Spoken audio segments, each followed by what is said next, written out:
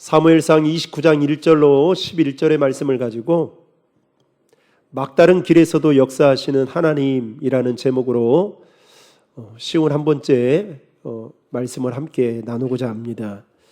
인생을 살다 보면 앞도 뒤도 막힌 것 같은 순간을 경험할 때가 있습니다.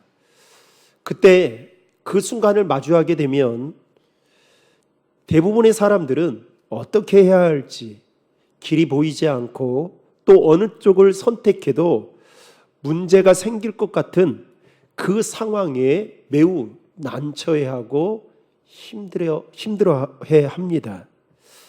바로 그런 상황을 우리는 흔히 진퇴양난이라고 부르기도 하죠. 오늘 우리가 살펴볼 사무엘상 29장의 말씀에서 다윗은 바로 그런 상황을 마주하게 됩니다. 오늘 말씀에 보면 블레셋 군대는 이스라엘과 전쟁을 하기 위해 이제 출정을 하고 있었는데 이때 다윗은 블레셋 용병으로 자기 동족과 싸워야 하는 상황에 처하게 됩니다. 그러면서 오늘 1절 말씀에 보면 블레셋은 이스라엘과 전쟁을 하기 위해 아벡의 진을 치고 그리고 이스라엘은 이스라엘에 있는 셈 곁에 진을 쳤다라고 성경은 기록하고 있습니다. 지금 이 상황은 다윗에게 있어서 엄청난 위기였습니다. 왜냐하면 지금 이 일로 인해 자칫하다가는 다윗이 그동안 꼭꼭 숨기고 있었던 자신의 동족인 이스라엘에 대한 그의 속마음이 탄로날 수 있었기 때문입니다. 지금까지 다윗은 시글락에 살면서 이스라엘의 대적인 나라들을 치면서 그들의 그 전리품들을 약탈해 왔습니다. 아기스 왕은 다윗에게 어느 나라를 쳤냐고 묻자 다윗은 마치 이스라엘을 친 것처럼 거짓말로 아기스 왕을 속이게 됩니다. 아기스 왕은 다윗의 그 거짓말과 같은 말을 찰싹같이 믿으면서 오히려 그를 더 전폭적으로 신뢰를 하게 되죠. 그리고 아기스 왕은 블레셋과 이스라엘이 이제 전쟁을 하는 데 있어서 자신이 전폭적으로 신뢰하는 다윗을 참전시켜야겠다라고 생각을 하고 다윗에게 참전할 것을 명령합니다. 이것은 다윗이 전혀 생각하지 못했던 일이었을 뿐만 아니라 이 일로 인해 다윗은 큰 위기를 맞이하게 된 것입니다. 그런데 사실 지금의 위기는 갑자기 생긴 것이 아닙니다. 이 위기의 시작은 엄밀히 말하면 다윗의 판단과 그리고 그에 따른 행동과 결정에 즉 다윗의 선택에서 시작했다라고 해도 과언이 아닙니다. 여러분 그동안 우리가 살펴보았듯이 다윗은 오랜 세월 동안 사울 왕에게 쫓겨다니면서 괴로운 나날들을 보내왔습니다. 그러던 중에 여러분 사무엘상 27장에 보면 다윗이 어떠한 생각을 하게 되느냐, 이렇게 계속 도망 다니다가는 언젠가 사울의 손에 죽고 말 것이다라는 생각을 하면서 이왕 죽을 바에 차라리 한시라도 마음 편할 수 있는 곳으로 도망을 가야겠다라고 생각을 하고 다윗은 그때 망명하기로 마음을 먹고 이스라엘을 떠나게 됩니다. 그래서 이스라엘을 떠나 다윗이 도망했던 망명했던 그곳이 어디였느냐? 블레셋의 가드였습니다. 다윗의 이 같은 결정은 인간적으로 보면 매우 현실적이고 지혜로운 선택처럼 보였습니다. 왜냐하면 당시 블레셋은 사울 왕이 쉽게 들어올 수 있는 곳이 아니었기 때문입니다. 그리고 실제로 다윗은 그곳에 살면서 아기스 왕으로부터 무엇을 얻었습니까? 시글락이라는 성읍을 얻어서 그곳에서 1년 4개월을 머물며 그야말로 이전에 경험해보지 못했던 편안한 삶을 누려보지 못했던 그 삶을 1년 4개월 동안 그곳에서 마음 편하게 지냈기 때문입니다. 여하튼 다윗은 그곳에서 이중생활을 하며 지내게 됩니다. 그리고 그곳에서 아기스 왕으로부터 전폭적인 신뢰를 받게 되어 이제 블레셋과 이스라엘의 전쟁을 하는 데 있어서 이 아기스 왕은 다윗을 자신의 군대의 장수로 생각을 하고 참전할 것을 명령합니다. 결국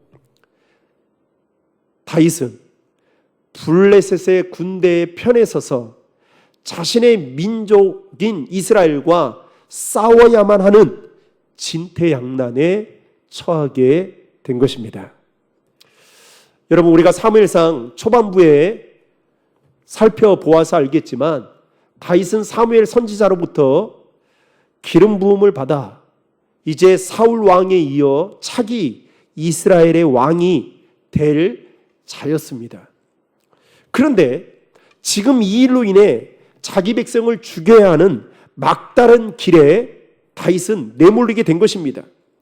여러분, 만약에 다윗이 아기스 왕의 명령을 거부하고 전쟁에 참전하지 않게 된다면 여러분 어떻게 될까요? 아마도 그의 정체가 들통나거나 왕의 명령에 거역했다라는 그 이유로 자신이 먼저 죽을 수도 있었을 것입니다. 이처럼 다윗은 어느 쪽도 선택할 수 없는 상황을 마주하게 된 것입니다. 여러분, 우리 인생에도 이런 위기의 순간들이 찾아올 때가 있습니다. 어떤 위기는 외부에서 오기도 하지만 많은 경우는 우리의 선택 때문에 찾아오는 위기의 순간들이 훨씬 더 많다는 것입니다. 처음에는 내가 실수했구나 라고 생각합니다.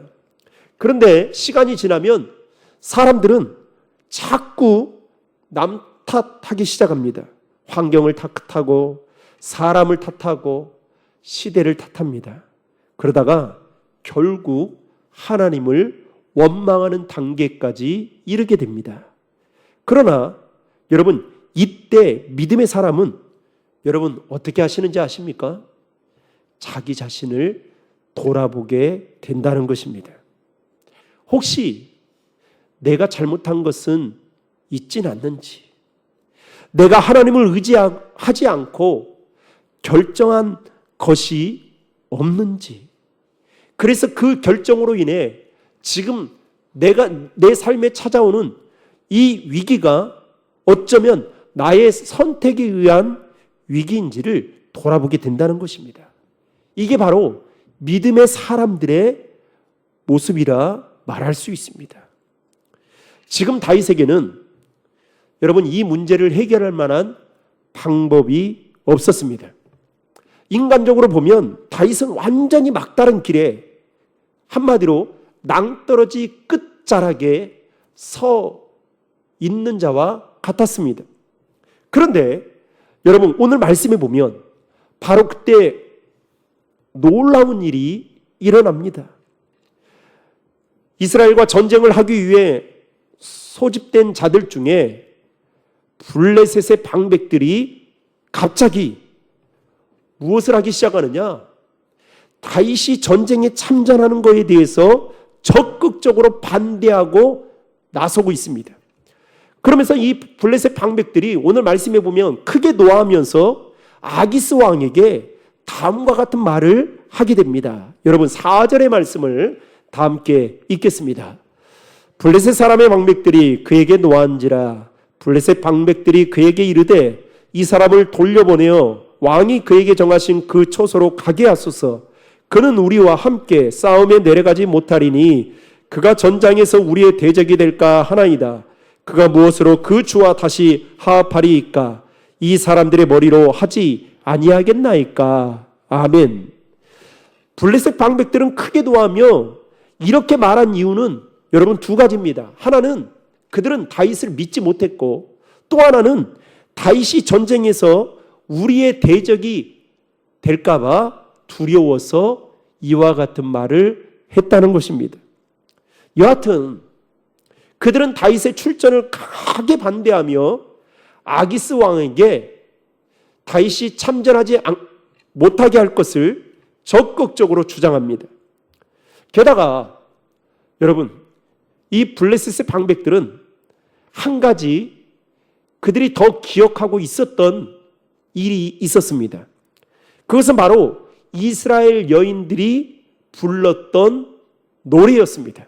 여러분 5절의 말씀을 다 함께 읽겠습니다.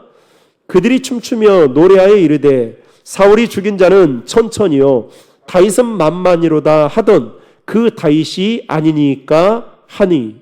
이 블레셋 방백들은 이스라엘 여인들이 예전에 불렀던 이 노래를 생각하며 다윗이 어떠한 자인지에 대해서 그들은 마음속 깊이 늘 염두에 두고 있었다는 겁니다. 그래서 이 아기스 왕에게 이스라엘 여인들이 노래했던 그 자가 바로 다윗이 아니냐라고 하면서 다윗이 이 이스라엘과 전쟁에 참전하는 것에 대해서 강하게 반대합니다. 여러분, 그런데 결국에는 여러분 이 노래가 사울 왕에게는 시기심을 받아 도망자의 삶을 살게 만들었던 이 노래가 여러분 지금에 와서는 어떻게 된 겁니까? 다윗을 살리는 노래가 되었다는 사실입니다. 여러분, 하나님은 반전의 하나님이세요. 하나님은 여러분 우리 삶에 다 제가요 우리 집사람이 늘 그러던데 아픈 이야기 하지 말라고 그러던데 그 왜 아픈 이야기 하지 마냐 그랬더니 덕이 안 되니까 내가 그럼 아파서 아프고 싶어서 아팠냐 이렇게 말하고 싶은데 말은 못하고. 제가 아프기 전에요 이 몸은 이렇게 건강해 보이잖아요. 큰 병 치레를 한 번도 해본 적이 없습니다. 그런데 아프기 전에 보면 항상 이 건강검진을 받으면 항상 지방간이 있다는 거예요. 그래서 그리고 이제 그 아프기 전에 지금도 그렇습니다만 지금은 이제 조금 좋아졌습니다. 좀 쉬니까. 항상 잠을 자도 개운하다라는 생각을 제가 부교육자로 사역하면서 한 번도 가져본 적이 없어요. 늘 뭐가 이렇게 천근만근, 몸이 천근만근인 것 같고요. 어깨를 막 짓누르는 것 같고 늘 이렇게. 그래서 전 마사지 하는 걸 그렇게 되게 좋아합니다. 그런데도 잘 안 돼요. 어찌됐든 간에. 그런데 그러면서 이 지방간이 있고 그다음 막 그래서 약을 먹어야 된다라는 과정까지 이제 오게 된 거예요. 그래서 병원 처방을 받고 약을 이제 먹기도 하고 그랬습니다. 그런데 이제 큰 수술을 하고 나서 이제 뭐 그때 이제 혈압도 좀 높았어요. 막 고혈압까지는 아니지만 거의 그리고 막 급하게 막 혈압 재면 고혈압의 수준이 같고 그렇지 않으면 그 적정 수준을 훨씬 뛰어넘었습니다. 그래서 몸은 건강해 보였지만 이 진단하면 오히려 막 좋지가 않았어. 그런데 그래서 큰 수술을 하기 전에 간에도 뭐 문제가 있는갑다 싶어가지고 세브란스에서 이 간의 이 전체 검사도 다 하고 그리고 약도 먹고 막 그랬습니다. 그런데 여러분 하나를 잃었지만 얻은 것이 있어요. 지금은 간 수치부터 시작해가지고 혈압이건 다 정상으로 돌아왔습니다. 그때는 제 힘으로 약으로 해결해 보려고 했는데 그리고 왜 이렇게 그런지 발버둥을 쳤는데 아무리 좋은 여러분 그렇게 수치가 떨어지지 않는데 수술하고 나서 다 회복이 됐어요. 여러분 다윗이 이렇게 생각했을 거 아니에요.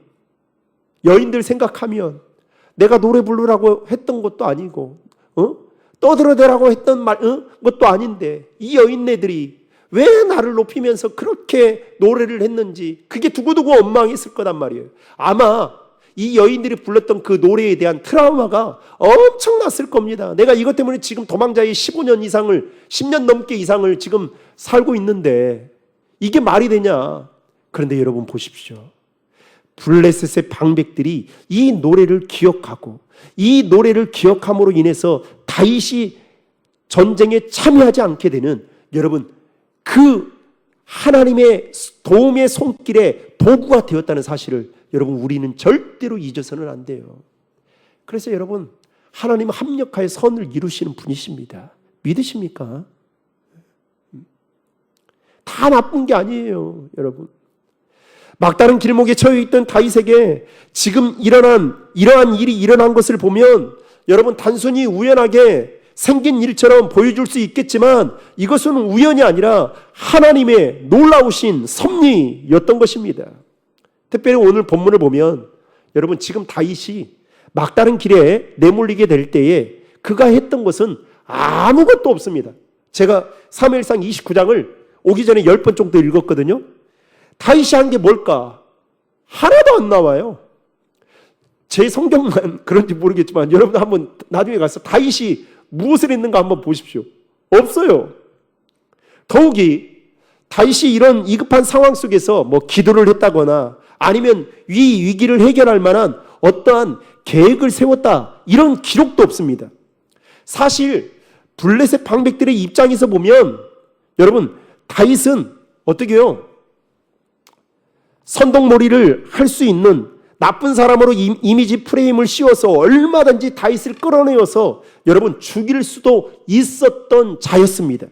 아기스 왕에게 말하기 이전에 선동몰이 해가지고 나쁜 이미지 프레임 씌워가지고 다윗을 죽일 수 있었을 거예요.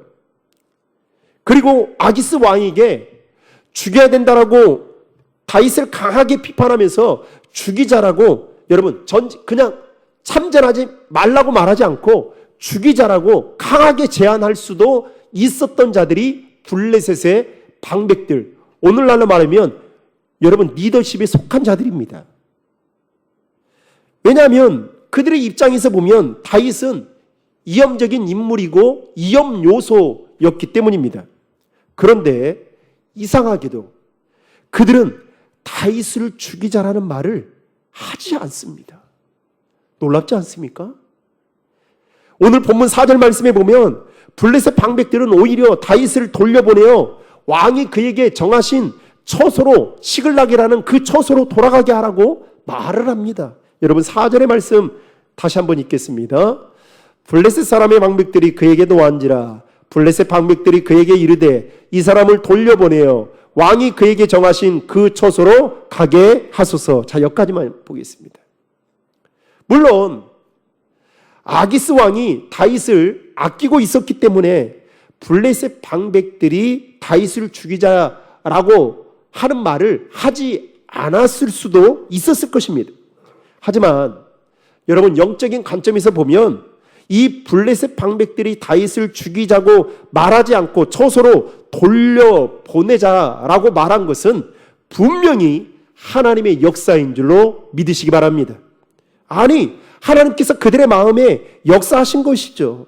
이처럼 하나님은 전혀 예상하지 못한 방법으로 막다른 길에 서 있던 다윗을 지켜주시고 보호해 주셨던 것을 우리는 성경을 통해서 믿음의 눈으로 볼 수 있어야 한다는 것입니다. 특별히 오늘 말씀에 보면 여러분 하나님이라는 단어가 어느 한 곳에도 나오지 않습니다. 그런데 우리가 믿음의 사람이라면 하나님께서 우리의 삶에 많은 관심을 가지고 우리를 선하게 인도하시고 역사하시는 하나님의 손길이 있다는 사실을 우리는 여러분 말씀을 통해 캐치할 수 있어야 돼요. 블레셋 방백들의 강한 반발에 아기스 왕은 이제 고민하지 않을 수가 없었습니다. 그래서 다윗을 전쟁에 참전시키지 않는 것에 대해 이제 다윗에게 어떤 말을 할까 고민을 하던 중에 그는 이렇게 다음과 같이 말합니다. 6절과 7절의 말씀을 다 함께 읽겠습니다. 아기스가 다윗을 불러 그에게 이르되 여호와께서 살아계심을 두고 맹세하노니 내가 정직하여 내게 온 날부터 오늘까지 내게 악이 있음을 보지 못하였으니 나와 함께 진중에 출입하는 것이 내 생각에는 좋으나 수령들이 너를 좋아하지 아니하니 그러므로 이제 너는 평안히 돌아가서 블레셋 사람들의 수령들에게 거슬러 보이게 하지 말라 하니라. 아멘. 여러분 물어볼까요? 만약에 아기스 왕이 기가 얇은 사람이라면 여러분 어떻게 했을까요? 블레셋 방백들이 다수의 블레셋 방백들이 했던 그 말을 듣고 감정이 상해가지고 어떻게 해요? 여러분 이렇게 말하지 않았을 거예요. 지금 보세요. 자 보세요. 6절에 보십니까? 내가 정직하여 내게 온 날부터, 그러니까 네가 나에게 망명해서 온 날부터 오늘까지 너에게 악이 있음을 보지 못하였다. 여러분 감정적으로 여러분 상한 상태라면 이렇게 말할 수 있겠습니까? 아니죠. 좋은 마음이 없으면 절대로 이렇게 말할 수 없습니다. 게다가 이렇게 말합니다. 나와 함께 진중에 출입하는 것이 내 생각에는 뭐 한다고 해요? 좋더라고. 자기 입장을 확실하게 말합니다. 여러분 참 인간관계를 맺으면서 참 답답한 사람 중에 하나가 뭐냐면 자기 속마음을 숨기는 사람이에요. 그냥 정확하게 뚜렷하게 확실하게 말하면 좋은데 애둘러서 말하면요 여러분 주님도 몰라요. 특별히 좀 죄송합니다. 여자어로 말하면 남자들은 절대 못 알아듣습니다. 저도 우리 집사람하고 20 몇 년을 살아봤지만 24년 이상 살아봤지만 여자어로 말하면 저도 모르겠어요. 기도해도 주님이 바로 알려주면 좋겠건만 그때는 이미 시간이 지나서 여러분 일이 벌어질 대로 벌어지죠. 여러분 오늘 보십시오. 아기스 왕이 블레셋 방백들에게 지금 다윗을 참전하지 말라고 강하게 반대합니다. 그런데 그러면서 아기스 왕이 여러분 생각할 필요가 뭐가 있겠어요? 기가 얇은 아기스 왕이었다면 그래 맞아 너희들 말이 맞다. 내가 사람을 잘못 보았나? 오판이었던 것 같다. 내가 신뢰했던 거 이거 아닌 것 같다 해가지고 어떻게 해요? 당장 데리고 와라. 무릎 꿇게라. 죽이는 거 아니겠습니까? 그런데 뭐라고 말하냐? 나와 함께 진중에 출입하는 것이 내 생각에는 좋다는 거예요. 여러분 그러면서 뭐라고 말하냐? 수령들이 너를 뭐 하지 않는다고요? 여러분 이 말은 뭐냐면 나는 너 좋은데 나는 너 전폭적으로 신뢰하고 나는 너를 이 전쟁의 수장으로 삼고 싶은데 다른 사람들은 그렇지 않다. 그러면서 뭐라고 그 다음 말합니까? 그러므로 이제 너는 평안히 돌아가라. 돌아가서 그 사람들 눈에 거슬러 보이게 하지 말라고 이야기합니다. 한마디로 아기스 왕은 블레셋 방백들이 다윗이 전쟁에 참전하는 것에 대해 강하게 반대하니까 입장이 난처해서 그래서 그렇게 말했던 것입니다.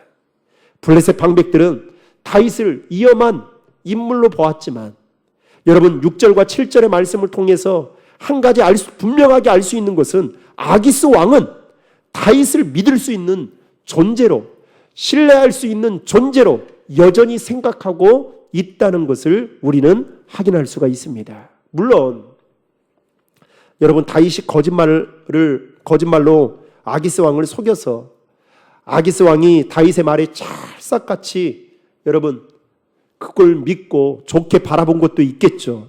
그러나 여러분 한번 생각해 보십시오. 영적인 눈으로 보면 하나님께서 아기스 왕의 눈을 가리셔서 다윗을 좋게 바라보게 하셨고 그리고 이 막다른 길목에 몰리게 되었던 다윗을 보호해 주셨던 것을 저와 여러분은 믿음의 눈으로 볼 수 있어야 한다는 것입니다. 이처럼 하나님은 지금도 우리의 삶 가운데에 우리를 위해서 이와 같이 역사하시는 분이심을 믿으시길 바랍니다. 때론 우리가 다윗처럼 잘못된 결정을 하고 잘못된 방향으로 나간다 할지라도 하나님은 우리를 책망하고 나무라는 것이 아니라 우리를 지켜주시고 선한 길로 인도해 주시고 보호해 주시는 분이심을 믿으시길 바랍니다. 여러분, 그건 얼마나 감사해요. 저는 가끔 베드로를 생각하면 예수님의 마음이 어땠을까? 억장이 무너지지 않았을까? 그것도 공생의 기간 동안에 동고동락하면서 애지중지 내가 있는 거 없는 거 보여주지 못할 거 다 보여주면서까지 진짜 이 제자들을 위해서 내 몸과 마음을 다 갈아 넣었는데 여러분, 베드로가 어떻게 합니까? 말이라도 하지 않으면 얼마나 좋았겠어요. 예수님이 순환을 예고했을 때, 3번 예고했을 때 그럼 뭐라고 말합니까? 자기는 절대로 부인하지 않는다고 말하잖아요. 근데 나중에 어떻게 합니까? 로마 군병들이 왔을 때 여러분, 부인만 한 게 아니에요. 성경이 보면 저주하고 모른다라고 이야기합니다. 저주까지 해요. 여러분, 그때 예수님이 부활하셨어요? 여러분 같으면 부활해서 가장 먼저 막달라 마리아에게 찾아가는 게 아니라 누구 찾아가겠어요? 에? 베드로 찾아가지. 그래서 어떻게 해요? 혼쭐을 내줄 겁니다. 그리고 베드로 집 앞에 치장을 하는 거예요. 뭘로요? 여러분, 다이소에 가면 닭이 있어요. 이렇게 주황색으로 된 닭이 있어요. 닭 목을 누르면, 그 다이소에 판 닭 목을 누르면 그 닭 소리가 납니다. 꼬꼬닥 꼬꼬닥 이 소리가 나요. 있어. 그걸로 온통 도배했을 거예요. 그러면서 베드로가 나올 때마다 뭔 생각할까요? 베드로 만날 때마다 예수님이 나타나가지고 앞에다가 여기다가 딱 꽂아놓고 항상 만나는 거예요. 여러분, 어떨까요? 숨 막혀 죽을 거예요. 여러분, 우리가 믿음으로 산다고 하지만 때로는 우리도 다윗처럼 잘못된 결정을 하고 잘못된 방향으로 나아갈 때도 있지 않습니까? 그럴 때마다 하나님이 저와 여러분들을 하는 모든 일에 대해서 사사건건이 여러분 남으라고 책망한다면 여러분, 우리 여기 살아남을 사람이 어디 있겠어요? 지금까지 살아가는 게 여러분 하나님의 은혜인 줄로 믿으시기 바랍니다. 부모도 하도 답답하면, 여러분 자녀들 보면서 답답하면 뭐 합니까? 뭐예요? 하잖아요. 근데 여러분, 우리 주님 보세요. 우리 신앙생활 하는 거 보면서 여러분 말한다고 한번 생각해 보세요. 꿈속에서 어디 가서 막 형상으로 나타나거나, 여러분이 이렇게 진짜 피를 말릴 거단 말이에요. 그 정도로 하나님이 우리를 사랑하셔요. 여러분, 블레셋 방백들의 강한 반대에 아기스 왕이 다윗에게 전쟁에 참전하지 못하는 그 이유에 대해서 들었을 때 다윗의 마음이 어땠을까요? 뭔 일인가 싶었을 거예요. 그런데 시간이 지나면서 아마도 다윗은 알았을 것입니다. 이게 순간적으로 일어나는 일이 아니라 하나님이 내 삶을 지켜 보호해 주시고 있구나. 여러분, 믿음의 사람이라면 이런 영적인 감각이 우리 안에 있어야 돼요. 영적인 세포가, 죽은 세포가 살아나서 이것들을 깨달아야 됩니다. 여하튼 다윗은 아기스 왕으로부터 생각하지 못한 그 말을 듣게 됩니다. 이때 여러분, 오늘 말씀에 보면 다윗은 자신의 마음을 그럼에도 숨기면서 오히려 뛰어난 연기력을 발휘하며, 아마 연기 대상감인데요, 이 아기스 왕에게 큰 소리를 치며 다음과 같이 말을 합니다. 8절의 말씀 다 함께 읽겠습니다. 다윗이 아기스에게 이르되 내가 무엇을 하였나이까? 내가 당신 앞에 오늘까지 있는 동안에 당신이 종에게서 무엇을 보셨기에 내가 가서 내 주 왕의 원수와 싸우지 못하게 하시나이까 하니. 여러분, 얼마나 연기 잘해요. 저 같으면 어떻게 했겠냐? 당장 듣는 순간 속으로 계제를 부르며 빨리 도망갔을 겁니다. 이 말할 필요도 없어요.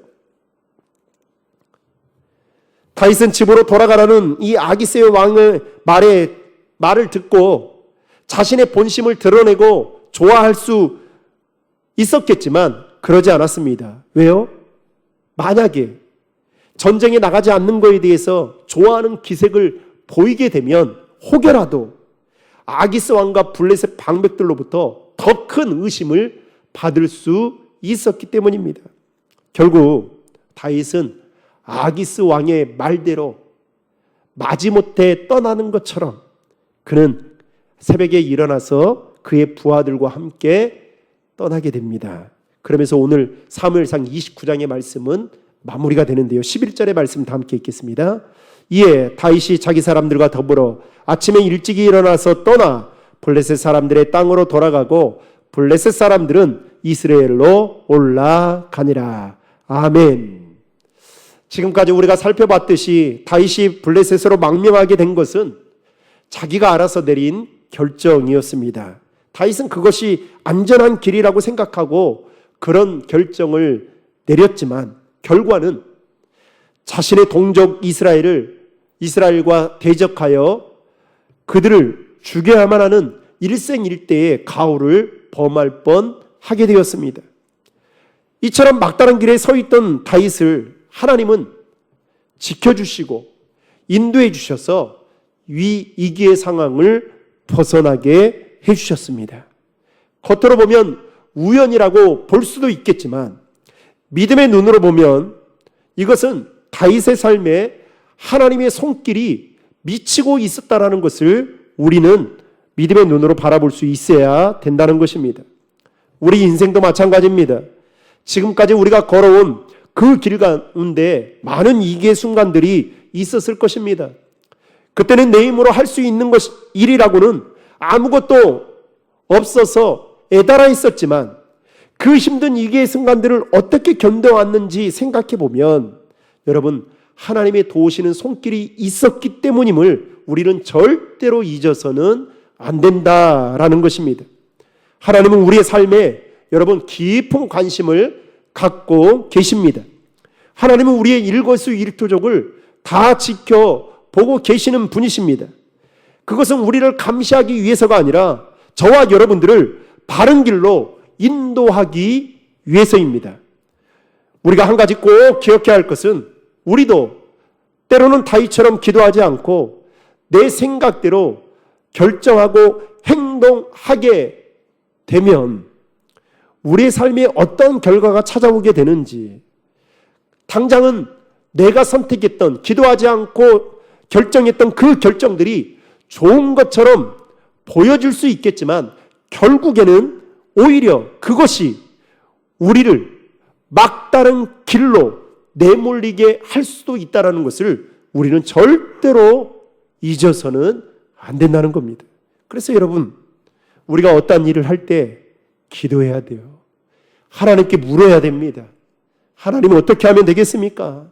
어떻게 결정하면 되겠습니까? 가르쳐 주십시오. 하나님, 여러분 다윗은 완벽한 사람이 아니었습니다. 우리가 지금까지 살펴봤듯이 그는 때론 하나님께 묻지도 않고 결정해서 블레셋으로 망명했고 거짓말까지 했습니다. 그럼에도 하나님은 그를 버리지 않으셨습니다. 막다른 길에 내몰리게 될 때에 오히려 그를 지켜 보호해 주셨습니다. 여러분 이것이 바로 하나님의 은혜인 줄로 믿으시기 바랍니다. 그렇다고 해서 여러분 우리도 다윗과 똑같이 행동해서는 안 된다라는 겁니다. 인생을 살다 보면 우리도 원치 않게 막다른 길에 설 때가 있을 것입니다. 그러나 그 막다른 길에서도 하나님은 역사하십니다. 중요한 것은 우리가 완벽하고 재능이 많아서 하나님이 일하시는 것이 아닙니다. 우리가 연약하고 실수가 많은 자들이기 때문에 하나님이 우리를 붙들어 주시는 것입니다. 우리는 우리의 지식이나 우리가 가진 경험들을 의지하는 것이 아니라 그래서 하나님만 의지하며 살아가야 된다는 것입니다. 아마도 다윗은 이 사건을 통해서 이 사실을 뼈저리게 깨닫게 되었을 것입니다. 사랑하는 성도 여러분, 막다른 길에서도 우리가 생각하지 못한 방법으로 하나님은 오늘도 역사하시고 앞으로도 역사하시며 우리를 그렇게 지켜 보호해 주시고 인도해 주시는 분이심을 믿고 그 하나님만 의지하며 살아가는 우리 신도림 중앙의 모든 성도님들 되시기를 예수님의 이름으로 축원합니다.